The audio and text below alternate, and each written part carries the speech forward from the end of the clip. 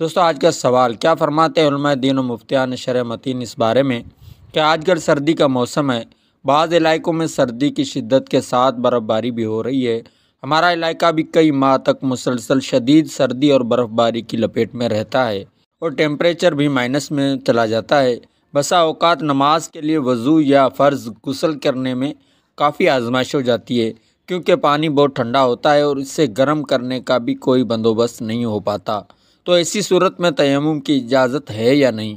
ہمارے ہاں کچھ لوگوں کا ذہن بن چکا ہے اور مزید کا بھی بنتا جا رہا ہے کہ سردی کی شدت میں تیمم کی اجازت ہونی چاہیے۔ میرا آپ سے سوال یہ ہے کہ اگر سخت سردی ہو تو کس کیفیت میں تیمم کی اجازت ہے اور کس میں نہیں؟ نیز اگر کوئی شخص سردی کی شدت کی وجہ سے تیمم کر لے تو وہ دوسروں کی امامت کر سکتا ہے یا نہیں؟ دوستو مفتی دعوت اسلامی مفتی محمد قاسم عطاری نے اس کا جواب دیا کہ پوچھی گئی صورت کا اجمالی جواب یہ ہے کہ فقط سردی یا پانی کا ٹھنڈا ہونا تیمم کرنے کے لیے ہرگز عذر نہیں۔ جس طرح عام دنوں میں نماز کے لیے وضو یا فرض غسل کرنا شرط ہے، یوں ہی سردی کے موسم میں بھی شرط ہے۔ وضو و غسل پر قدرت ہونے کے باوجود بلا اجازت شرعی تیمم کر کے نماز پڑھیں گے تو سخت گناہگار اور عذاب نار کے حقدار ہوں گے، اور وہ نماز بھی ادا نہیں ہوگی بلکہ اسی طرح ذمے پہ باقی رہے گی، جسے وضو یا غسل کر کے دوبارہ پڑھنا فرض ہوگا۔ البتہ اگر پانی کے استعمال سے جان جانے یا کوئی عضو ہلاک ہونے یا بیمار ہونے یا بیماری بڑھنے یا پہلے سے بیمار آدمی کے دیر سے اچھا ہونے کا حقیقی خطرہ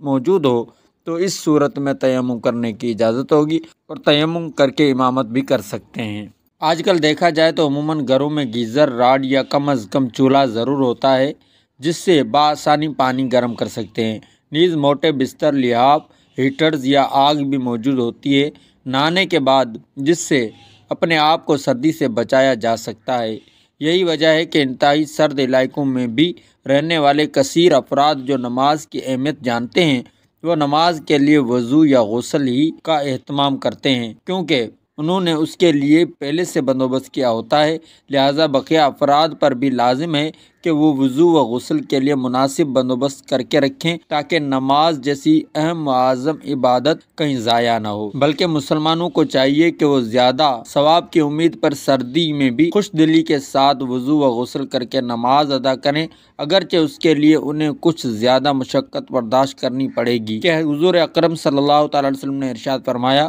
سردی وغیرہ کی مشقت برداشت کر کے وضو کرنا گناہوں کی معافی اور درجات کی بلندی کا باعث ہے، اور جس نے سخت سردی میں اچھے طریقے سے وضو کیا اسے دگنا ثواب ملے گا۔ ایک وضو کرنے کا اور دوسرا سردی کی وجہ سے پہنچنے والی تکلیف پر صبر کرنے کا۔ اس میں کوئی شک نہیں کہ شریعت مطہرہ میں پاکی حاصل کرنے کی ایک صورت تیمم کی بھی ہے، لیکن اس کا ہرگز یہ مطلب نہیں کہ معمولی مشقت یا محض اپنی سہولت کے پیش نظر وضو و غسل جیسے فرض کو چھوڑ کر تیمم کر لیا جائے، کیونکہ تیمم جائز ہونے کی خاص شرائط ہیں، اگر وہ پائی جائیں تب ہی تیمم کر سکتے ہیں، ورنہ تیمم کر کے نماز پڑھنا جائز نہیں۔ پڑھیں گے تو گناہگار ہوں گے اور فرض بھی ذمے پر باقی رہے گا۔ بس جب اس صورت میں اپنی نماز ہی درست نہیں تو دوسروں کی اس کے پیچھے کیسے درست ہو سکتی ہے؟